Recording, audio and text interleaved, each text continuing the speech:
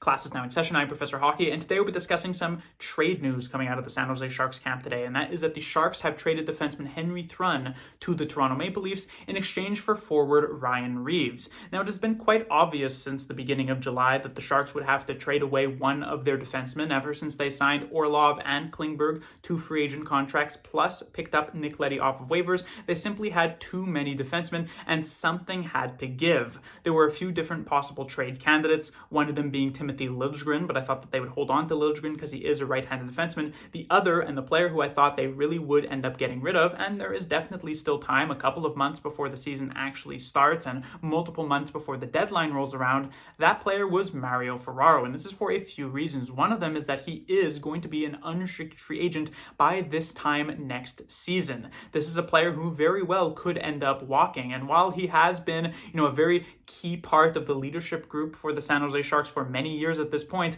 I don't think anybody would blame Ferraro for going to a different team next year. This is a player who is very much built to have success in the postseason. He really wants to be that playoff type of guy, and yet in 6, soon to be 7 years with the Sharks, they have not been able to offer that to him even a single time. So if he goes and signs a contract with Dallas or Tampa or Carolina, I wouldn't necessarily put any sort of blame on him. The other reason is that he is likely the defenseman who the Sharks were considering to trade who would be able to bring back the most amount of value. We know that the Sharks are still in the market for a potential another top 9 forward. Ferraro is someone who definitely could have brought back that type of player. Because as much as us Sharks fans could look at Ferraro and point out all the different issues that he has, there is a reason for why through multiple different head coaches, including Bob Booner and David Quinn and currently Ryan Wersofsky, that Ferraro is the one defenseman who has consistently been placed into positions where he is playing well over 20 minutes of ice time every single night. And it's because he is someone that coaches trust. And if it is these multiple different Sharks head coaches who do so, there are a bunch of NHL general managers and other NHL head coaches who will feel the very same way and who likely look at the position Ferraro has played in, where he has been put into positions of being a top pairing guy for the Sharks, and they will say, if we have him more as like a number 4 or even a number 5 on our roster, he will be significantly better. That type of blocking, that willingness to block shots and to throw the body and lay hits, it is exceptionally valuable in the postseason. And so I have no doubts that someone would have been able and would have been willing to actually pay a decent price to actually be able to bring over Ferraro to their team. There is a reason for why he has been in the trade rumors for the last year, for the last couple of years, and we have heard of some possible deals that actually look and sound pretty decent for the Sharks. But instead, they went into a different direction. They traded away Henry Thrun. Now, I'm not necessarily so upset by this trade. The Sharks were kind of stuck between a rock and a hard place when it came to Henry Thrun because of the fact that going into next season, it was hard to imagine Thrun would actually have much of a roster spot. You take a look at the defensemen that they do have: Orlov and Klingberg, Ferraro and Liljegren, Mukhamadullin, of course, as well as Nick Leddy. Then you have Vinny DeHarnay as that 7th guy. And then on top of all of that, and more importantly, and especially reinforced with this trade, you have Sam Dickinson, who the Sharks are very likely to try and integrate into the roster going into this next season. So he was going to be someone who would be in and out of it. So for Henry Thrun, he was not going to play a full 82 games. He might not have even played 41 games for the Sharks this upcoming year. It was likely he'd end up riding the bench or perhaps even find himself with the San Jose Barracuda. And so trading him away, I guess you could say you're kind of doing him a little bit of a favor. But it should be noted that for those who feel as though, oh, well, Henry Thrun, there's nothing here, this is still a relatively young player, 24 years of age. He has shown some flashes of being an okay player in the NHL. I go back to his first ever game with the San Jose Sharks. It was against the Vegas Golden Knights. He was actually one of the Sharks' best defensemen in that particular game. He showed a lot of promise there, and while he obviously never quite panned out, there is still time. We know defensemen, they take longer to develop. And while this is kind of like a cherry-picked stat, you go back a few years to 2021, Gustav Forsling was put onto waivers, picked up by the Florida Panthers, and as we know now, he is a back-to-back Stanley Cup champion with them and is one of the best defensive defensemen in the entire league. He was 24 years of age when he was put onto waivers. Not to say that Thrun will end up following a similar path, but the idea here is that this was a player who could still potentially offer up something. There's at least a small percentage chance that Thrun could become a different player. Now, if the Sharks had gotten back, let's say, a 5th round pick for Henry Thrun, I wouldn't have been all that upset. Thrun, you're kind of in a sell low type of situation. You were never going to really get that much value back. So a 5th round pick, it would have been okay. Had it been a 6th or even the 7th round pick, I wouldn't have necessarily been happy with it, but still not the end of the world. Even if the Sharks had gotten future considerations, while I would have looked at that trade and said it was quite bad, it actually still would have been better than what the Sharks ended up going with here. And that is the acquisition of Ryan Reaves. This is a player who's going to sound very familiar for some Sharks fans who have been watching the team for a few years now, because if you go back to when the Sharks were actually a pretty good team, they had a very intense rivalry with the newest team in the NHL at the time, the Vegas Golden Knights, a couple years in a row of meeting with them in the playoffs. It was amplified by Ryan Reaves, in particular on Vegas, as well as Evander Kane on San Jose, and it all culminated into that big Game 7 comeback victory for the San Jose Sharks. It's what made it that much more exciting, being against that top rival because of the storyline behind the situation. But a few years now into the future, Ryan Reaves was at one point a somewhat serviceable 4th liner. That is no longer the case. Going into this next season, Ryan Reaves is 38 years old, and he will turn 39 in January. For the vast majority of players going into their career where they are going to be 38 for a season or 39, they are significantly worse than where they were at during the prime of their career. There are the occasional exceptions when it comes to a player like Sidney Crosby, who manages to maintain a point per game pace year after year after year. But for most players, they might even be retired at 38 years of age. But if they are not, they are a far cry from their top level. For a player like Ryan Reaves, who even at his best was only like a pretty good 4th liner, him now being 38 or 39 years of age, you cannot possibly expect anything good from this player on the ice. And going from what he has done with the Toronto Maple Leafs last season, that is very clearly the case. This is not even remotely a decent NHL player at this point. And you might be looking at that and saying, well, then what's the problem here? If he's not very good, he's just not going to play, right? It is the same similar situation to when the Sharks picked up Shane Bowers a few days ago in the Thomas Bordeleau trade. I'm not sitting here and complaining about that Shane Bowers acquisition and saying, oh, wow, this is such a horrible trade, because you just bury him in the minors.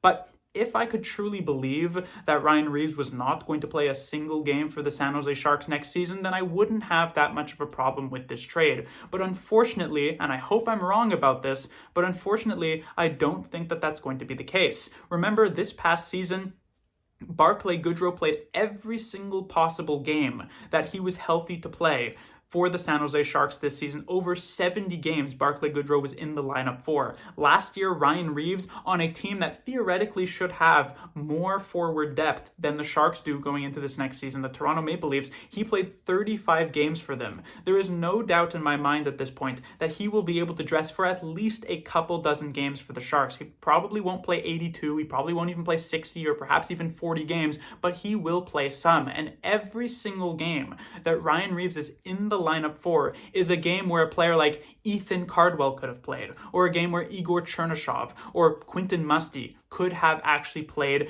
could have performed, and we could have seen some actual real potential in the lineup instead of Ryan Reaves, who makes Barclay Goodrow look like the next Connor McDavid. This is not a very good player. And the fact is that you might also look at that and say, okay, well, Ryan Reaves isn't taking the spot of Igor Chernyshov. Reaves is a 4th liner. Chernyshov is like a top 9 player at the very least.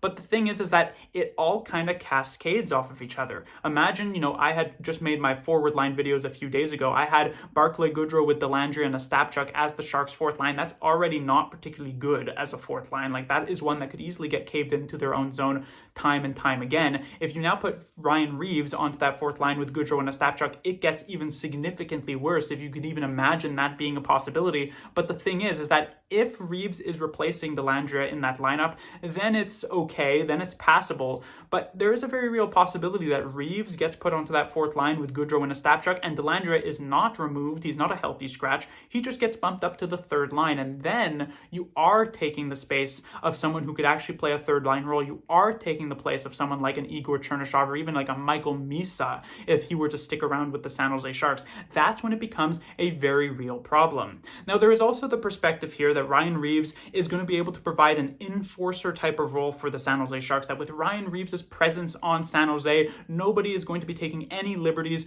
with the Sharks' young players. But if you go back to this last season, was that really much of a consistent problem? Obviously, there are two big moments that do stand out. There was Shakir Mukhamadullin getting jumped by Frank Vatrano in an April game against the Anaheim Ducks, and then there was Macklin Celebrini getting pushed from behind by Kevin Stenlund in a game against the Utah Hockey Club back in like November or December. One of the first thing to point out is that these events, multiple months apart, and there really weren't that many other standout moments here. I don't recall many moments where Will Smith was bullied and pushed around because the Sharks were lacking an enforcer type. Other than that Stenlund moment, how many moments can you really think of where Celebrini was pushed around?